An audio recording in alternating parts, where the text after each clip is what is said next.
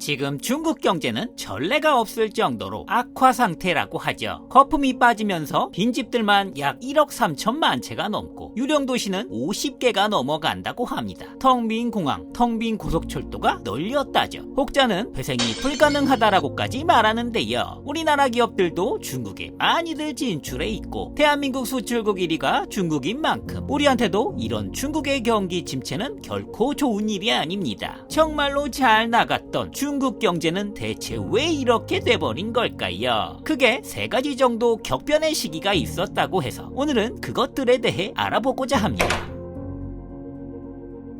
중국은 등소평이 이끄는 공산당 정부가 1992년부터 사회주의 시장 경제 체제를 도입했습니다. 이때부터 비약적인 성장을 시작하죠. 이 시기 중국의 최대 장점은 역시 세계 1, 2위를 다투는 어마어마한 인구였죠. 일할 사람이 많으니 당연히 저임금이 가능하고 이건 낮은 생산 비용을 의미하죠. 전 세계가 얼씨구나 몰려들었습니다. 다국적 기업들이 중국에 몰려 공장을 만들고 중국의 물건을 만들어 달라고 했죠. 그야말로 세계의 공장이 된 것이었죠. 우리도 7, 80년대엔 이런 모델로 빠르게 성장했던 건데요. 중국은 후발주자임에도 역시 체급이 완전 다르니까 우리보다 훨씬 더 크고 빠른 속도로 성장할 수 있었습니다. 지금은 앙숙이 돼버린 미국과도 이때는 사이도 좋았습니다. 핵심 기술이나 판권은 미국이 갖고 있었고 대신 허드렛 일은 다 중국이 값싸게 해주니 양쪽 다 만족할 수 있었죠. 그렇게 중국은 경제 대국 반열에 오를 수 있었습니다. 2008년엔 베이징 올림픽도 개최하고 2010년엔 상하이 엑스포도 개최합니다. 그리고 요새는 화성이나 달도 탐사하면서 우주 강국으로까지 성장하고 있습니다.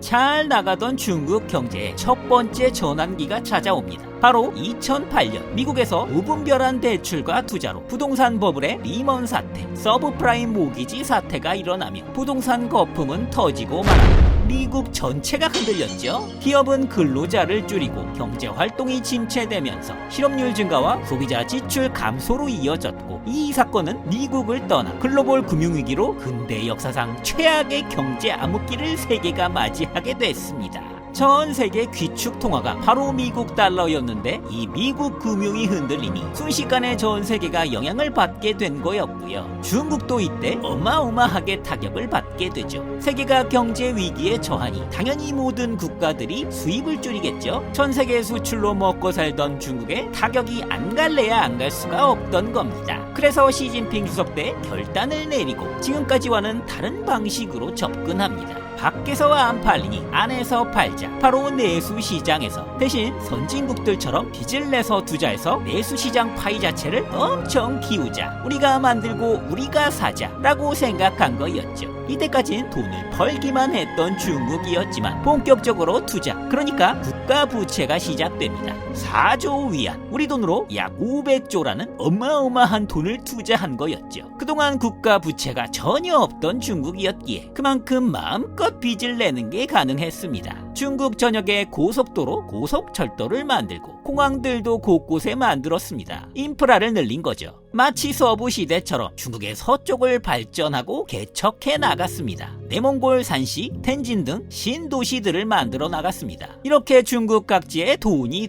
내수가 살아났습니다. 경제가 활성화되고 소비가 활발해지니까 이제 수출만 했던 중국도 수입을 하기 시작했습니다. 이때부터 우리나라도 중국에 많이 수출하게 된 거였고요. 남미나 산유국들도 중국에 수출할 수 있게 됐습니다. 세계가 먹고 살기 힘들 때 중국에 수출이 가능하니 다른 이유로 중국에 또 세계가 몰리기 시작했죠. 전과는 반대로 물건을 팔러 말이지요.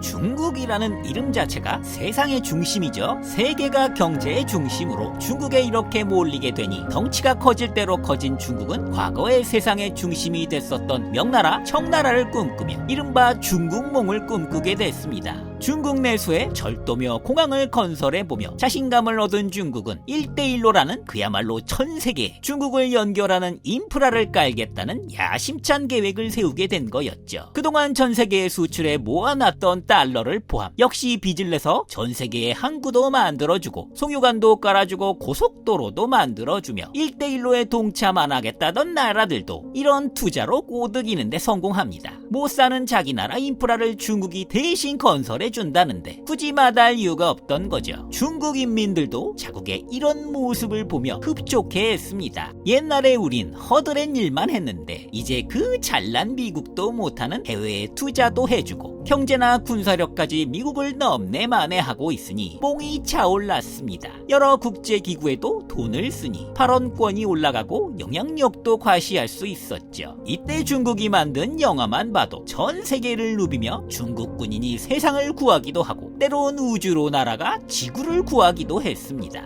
그리고 특히나 시진핑이 집권하고 화려한 경제성장기 때 태어난 1990년대 이후에 태어난 중국의 청년 세대들은 이미 본인들이 세상의 중심이었습니다. 미국이 우스웠고 중국이 최고고 다 우리 거라는 극심한 자부심과 과도한 애국주의가 섞여 이들은 극단적인 네티즌인 소분홍이라 불리는 세대가 만들어집니다. 기성세대는 오히려 반한 감정이 적고 오히려 호감이 많은데 반해 이들은 억지로 한류를 까기도 하고 한복이나 김치도 자기들 거라고 주장하고 우기는 세대이기도 합니다. 누가 시킨 것도 아니고 자발적이라는 게 더 큰 문제죠. 이들은 부모 세대와 다르게 이미 배운 거 많고 좋은 환경에서 자랐기 때문에 중국은 다시 예전처럼 제조업에서 수출로 먹고 살던 나라로 돌아갈 수가 없게 된 것이었죠. 그렇게 중국은 2015년 중국 제조 2025라는 정책을 추진합니다. 그동안 우주, 자동차, 반도체 같은 첨단 기술을 가진 한국, 미국, 일본 등의 기술을 2025년까지 이제 중국 내수에서 다 기술적으로 만들어내 보이겠다는 거였죠. 이제 허드렛 일 제조업 말고 기술도 해외에 전혀 의존하지 않겠다는 야심이긴 한데 이때부터 문제가 심하게 발생합니다. 미국 입장에서도 어라 이것들이 제조업이나 하라니까 기술까지 넘보네 혼 좀 나야겠는데 라면서 각종 동맹 국가들을 포함해 미국이 수출 제재를 가하기 시작했습니다. 지도만 살펴봐도 중국이 바다로 나가는 동쪽은 일본부터 시작해 대만, 필리핀까지 죄다 미국 동맹국과 미국 기지들로 꽉 틀어막혀 있습니다.